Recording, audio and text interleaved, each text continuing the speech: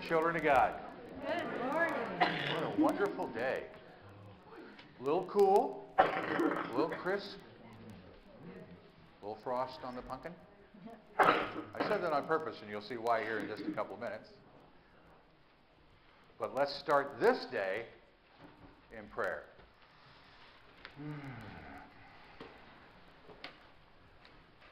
Father, Mother God, we take this moment to acknowledge your presence moving in and through us.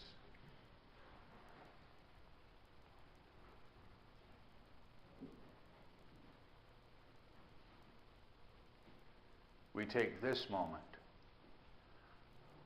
to be open, receptive, and responsive to your instruction and guidance.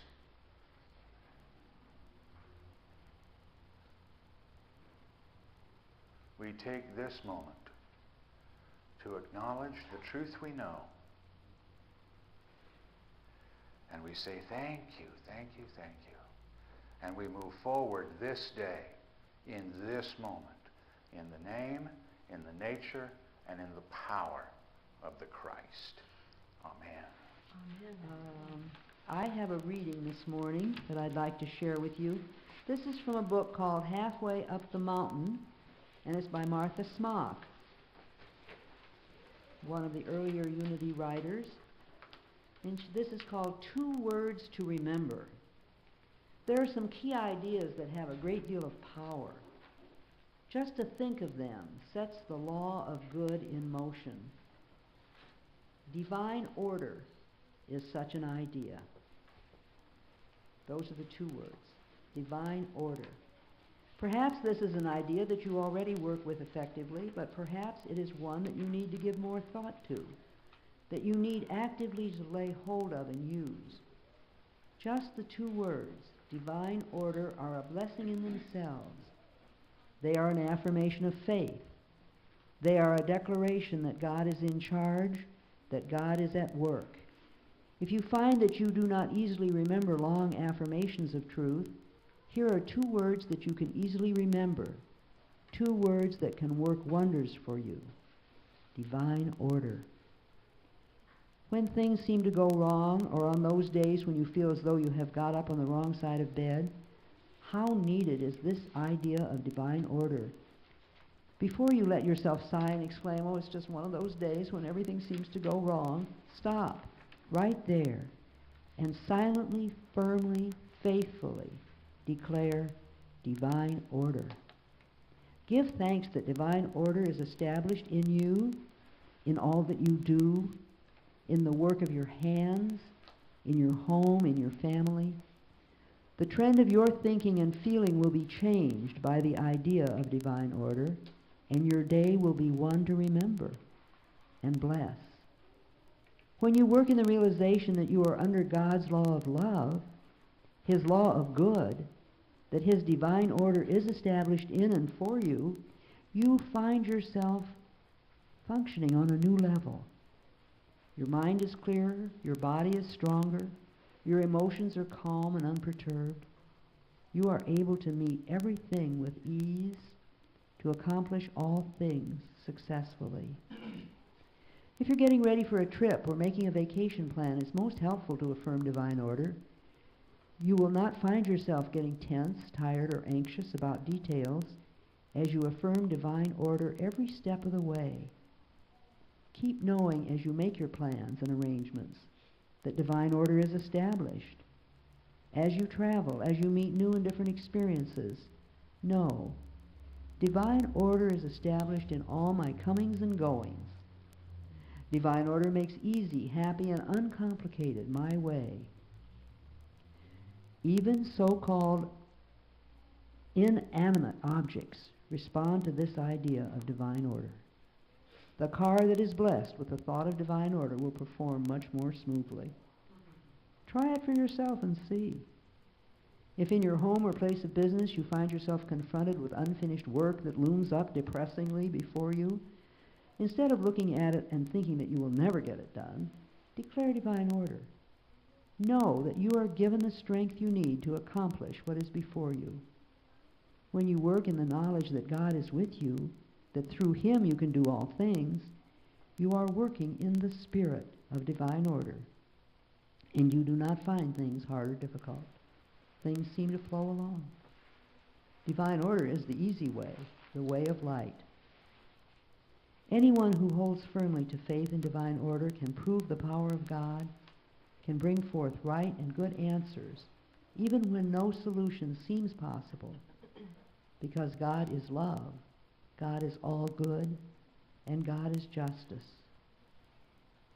If it seems to you that you are being unjustly treated, that some person or situation is depriving you of what belongs to you, do not let yourself believe in this appearance, but declare divine order.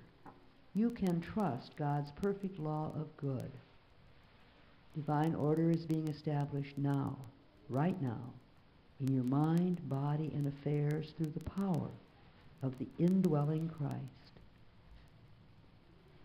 As you believe this truth, you will be free from doubt, worry, fear, anxiety, and you will witness the wonderful ways in which God works to bless you. Know that divine order is established. It frees you from feelings of unhappiness over what others may do or say. You are able to release, to bless, to forgive everyone. When you hold to the idea of divine order, you find that there is far less friction in your association with others, far fewer hurt feelings, far fewer arguments, for the idea of divine order working through you dissolves resistance and creates unity and harmony. Now I believe Donna Hunt is going to read the daily word for us.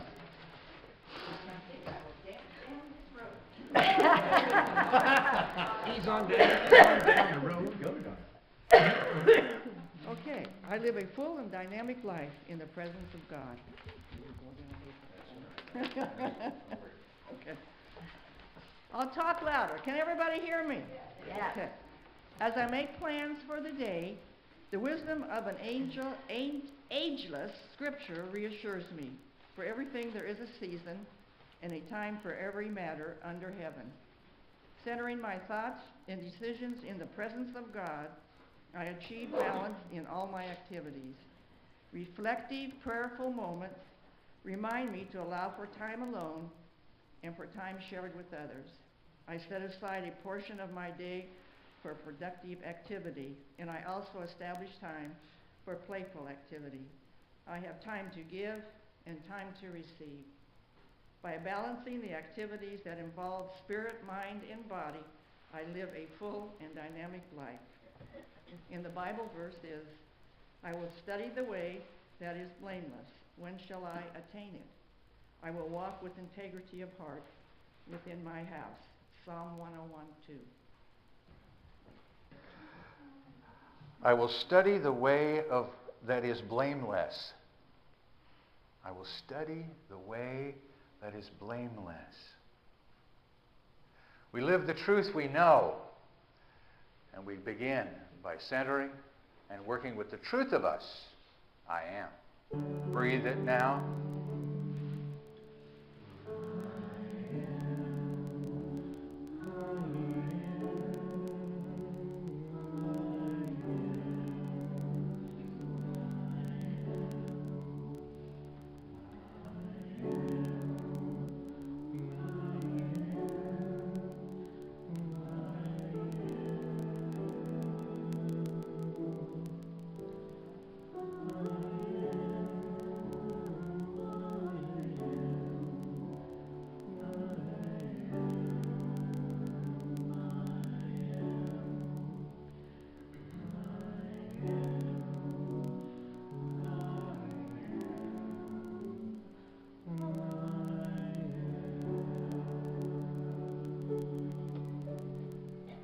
Having taken this moment to center,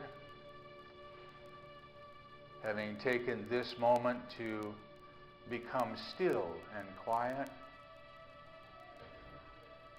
having taken this moment to be in peace,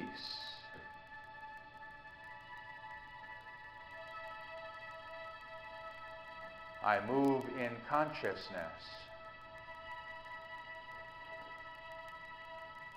to that place that Jesus said was my inner chamber, my secret place. It is that place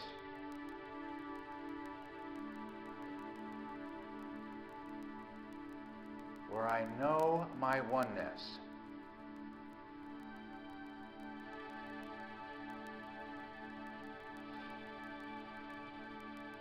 It is that place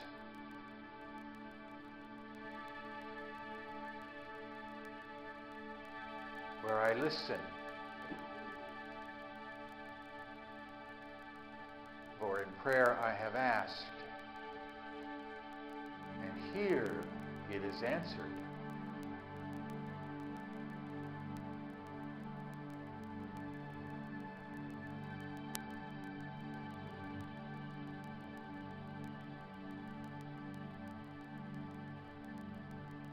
And I know that which I need in this moment is there for me.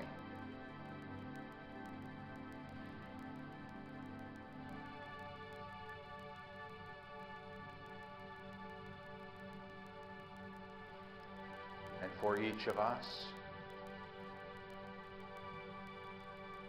it may be different.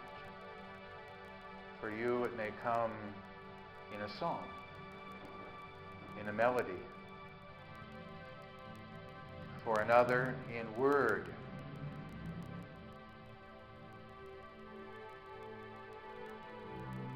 Another in feeling.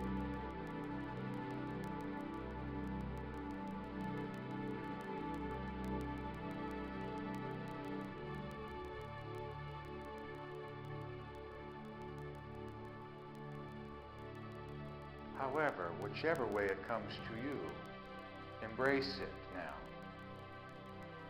Claim it now.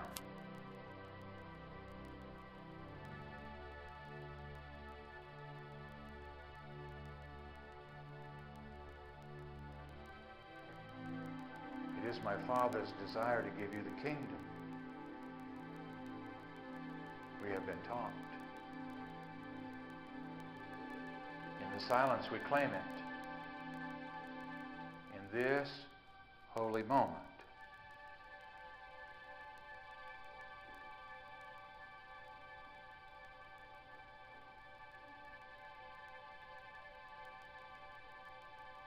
And as I breathe into this realization,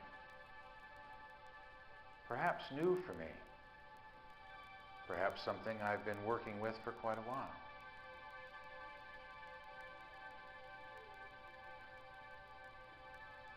because I have claimed it and take ownership, I allow it to move in and through me. I am immersed in it, surrounded by it, lifted up as a result of it. And I am grateful, and that gratitude flows through me and moves in this room, into this place, into this now, where it joins with thoughts of like mind.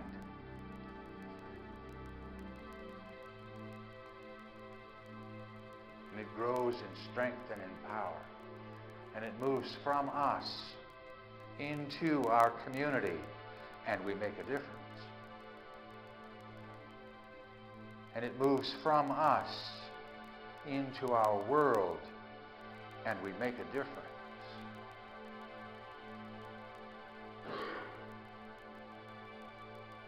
And it moves through us into the universe, and we make a difference.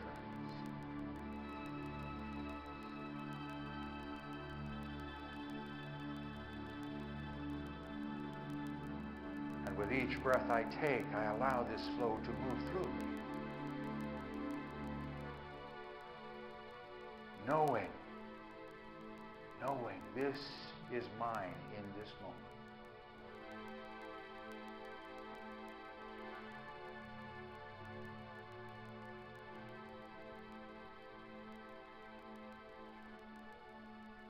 Knowing that somewhere,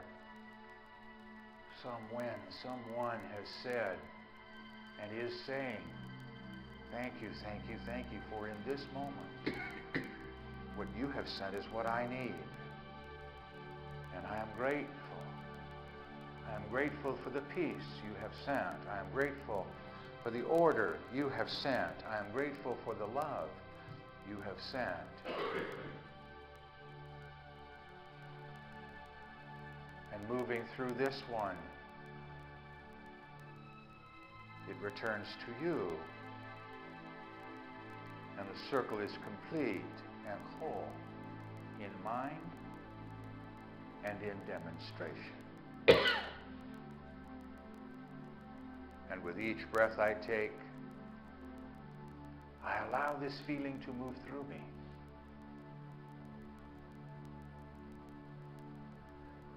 And I am thankful.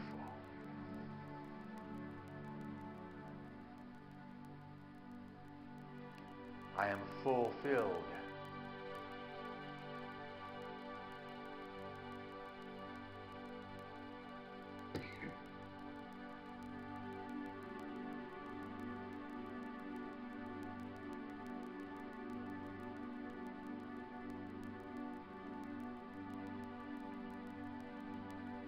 And holding to this glimpse of the truth of me, gently, easily, and effortlessly, I bring my attention back to this now, to this when, to this room, and holding in my heart that which I have just learned.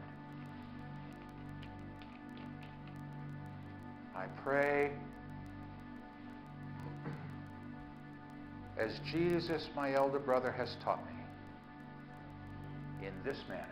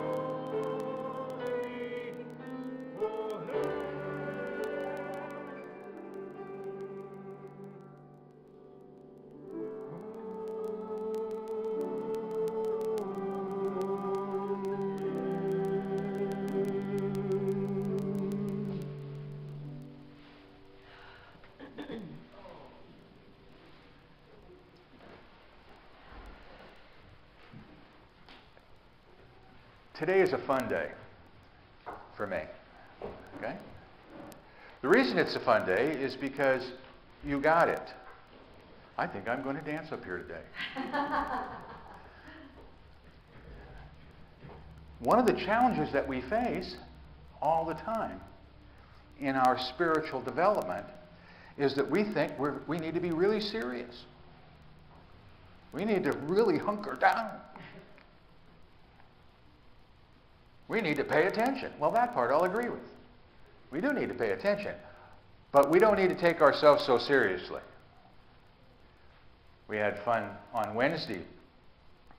The particular verse we were working with out of the book of Matthew ends with, and then he left them and went to Magdan, which is where Mary Magdalene is thought to have been born. And I said, well, it made perfect sense. Is after you had a big lesson is go to the in-laws.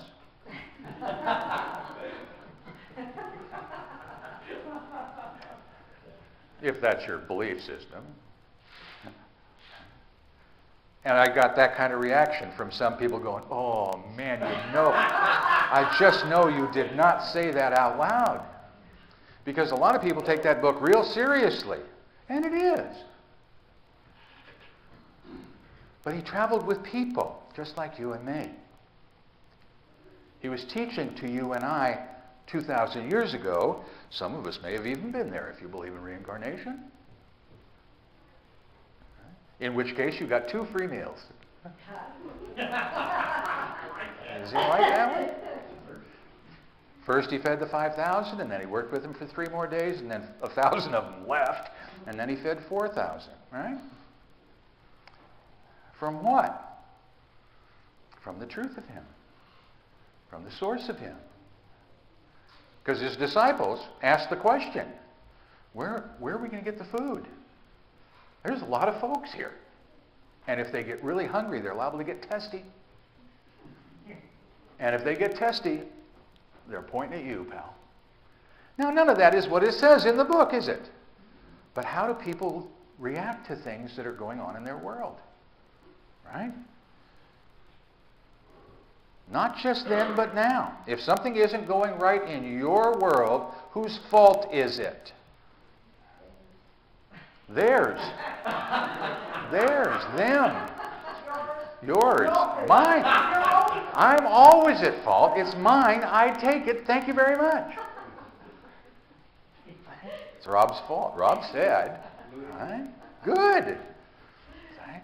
But from a very human perspective, we have the tendency, don't we, to point outside of ourselves and say, this one did or that one did. So I can see if I were one of the disciples and I got 5,000 people going, I'm a little hungry, and you're the leader, that maybe we ought to handle something here. See, Jesus didn't worry about it. Jesus went, okay, what do we have? What do we have? And they brought it, and he blessed it, and broke it, and gave it to the disciples to give to the multitude. Do you see the process here? And he did it the same way both times. What do we have?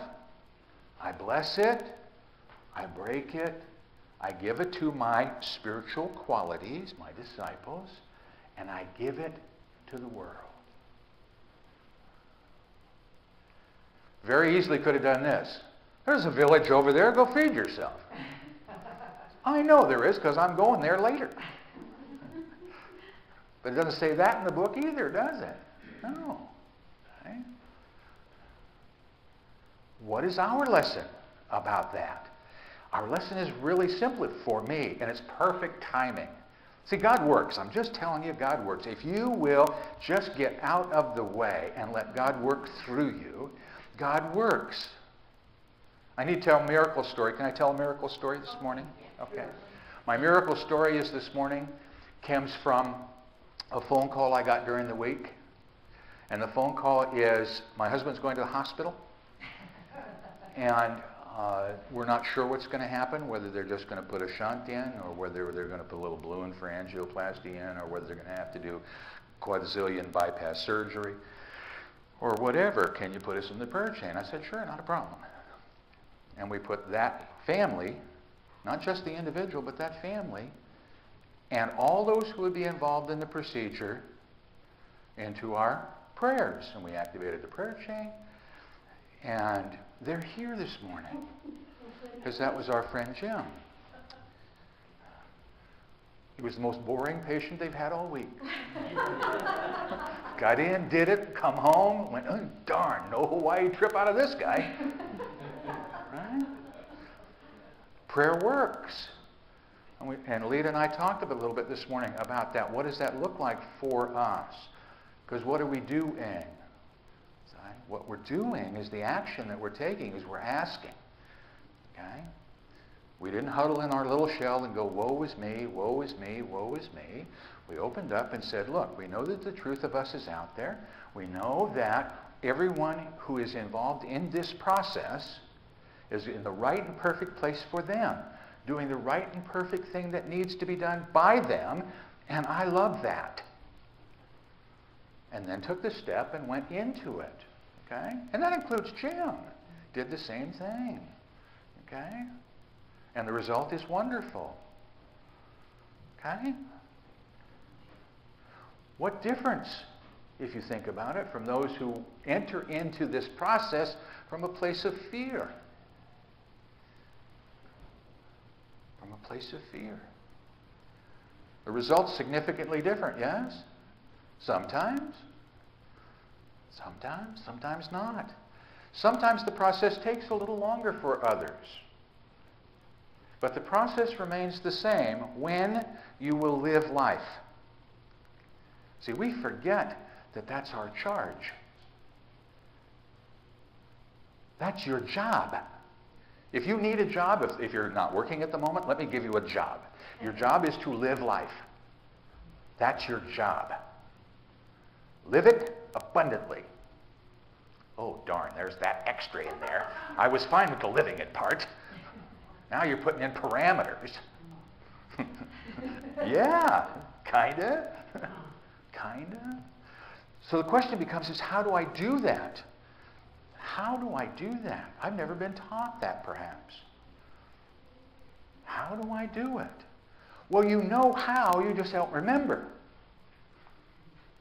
So you need to remember. Here comes your remembering for this week. Okay? When you go into prayer and meditation and you receive inspiration, in spiritus, inspiration, yes? In spirit, something. And if you don't follow that, uh-oh, you have a problem. Houston, we have a problem. But when you will follow that, you'll move forward. And when you move forward, you move into wonderfulfillment, fulfillment. Great stuff. Now, does that mean your whole world changes overnight? Yes, as a matter of fact, it does. Maybe, but not on the surface. I need to learn how to demonstrate in a new way. I need to think about how to demonstrate in a new way. Because I have all this stuff that I brought with me. I had a great opportunity. My daughter called me from London. And this is the daughter that I like to argue with. In the best sense of the word. Okay? She's intelligent, she's bright, she has a really strong opinion about what she thinks, and she doesn't mind arguing with Dad. So we chat back and forth, and we talk about the world. And as Mom and I have said to a lot of you, my daughter has been a world saver and a world changer since she was 8. Okay? And that's not going to change. That's who she is. And thank God for her. And for others like her. Now, we don't agree on a lot of things. Mostly what we don't agree on is methodology. We agree on principle, but not methodology. And I take that to heart every time I talk to her. It's a reminder for me. Take it on principle. Take what's going on in your world in principle and not in methodology. You blame methodology. Goes back to that psalm. Study blameless. It's nobody's fault, just is. I saw something on the tube this morning that just kind of tickled me, and I hadn't thought about it this way. This great monster that is currently devouring Wall Street. Okay? Has devoured Wall Street in the last 50 years 6 times. And if at each time the monster came to Wall Street and devoured Wall Street, you had invested $5,000. Do you know what your total value would be worth today, even with the great dump? 150 grand. Okay? So, that changes the perspective, doesn't it? Is it really a monster? Or is it something that I need to learn again? The second thought I had when I watched that piece is, boy, we're slow. 6 times this has happened recently, and we haven't gotten it yet. And then I go back to my study work, and I say, yeah, but 2,000, give myself a yeah, but 2,000 years we've still been working and haven't gotten the message in a lot of ways, so this doesn't really surprise me a whole lot. We just need to rethink some things. Well, how about this? When that comes to you, whatever you need in your life comes to you, today, step into it. Step into it. Dance into it. And walk back is fine. Play in it. Love in it. Live in it. As opposed to saying, see, I don't know. There's so much bad going on in the world. And it's somebody else's fault. No, it's not. No, it's not. It's just people like you and me taking the truth they know and living it. Incorrectly, in my humble opinion. As humble as I can be. But I have to allow it to occur. I have to allow it to occur. I have to allow you to be who you are. I have to allow others to be who they are. That's how collectively we'll grow. And my job is to live so that people will say to me, Rob, how can you live out in Shady Cove? 20 all the way out to Shady Cove. And not be concerned about this, and then they give me a whole long list of things that I should be concerned about. How can you do that? And the answer is really very easily. Very easily. Who's my source? God. Period. There's no comma after that for me. Now, for a lot of people, there's a comma. God is my source, comma, and he works for, or he's the CEO of, and then I name a company, right? And immediately we go into out here. And that's okay, as you're learning how. It's okay to live out here for a while. But know that it is not the truth of you. Know that the truth of you is right here, right now. The kingdom is yours right now. All that you need is yours right now. And that is true for every other person on the planet, regardless of the picture you paint. It's still the truth of them. Whether they will demonstrate it or not, that's a whole other issue. So, we can add to our list. It's not enough for us to say, this is the truth of me. Now I must say, this is the truth of me. And I must live it. I must step out in it. Day by day by day. Moment by moment by moment. My job is life. Together? My job is life. One more time. My job is life. Now I want you to put a great big emphasis on the last word one more time. Together. My job is life. And so it is. Namaste. Thank you for listening. Please feel free to pass this message along to your friends and family. You can obtain additional audio tapes or CDs by visiting our website or by calling our office at 541-772-6902. We invite you to join us in prayer. We know that prayer works, and now you can send your prayer request to our prayer team here at Christ Unity Church by using the form on our website. The activities, programs, and services of this ministry are presented on a love offering basis. All gifts, regardless of size, are gratefully accepted. You may participate either by sending your gift to Christ Unity Church, 540 North Holly Street, Medford, Oregon, 97501, or by visiting us on the internet at www.unitymedford.org.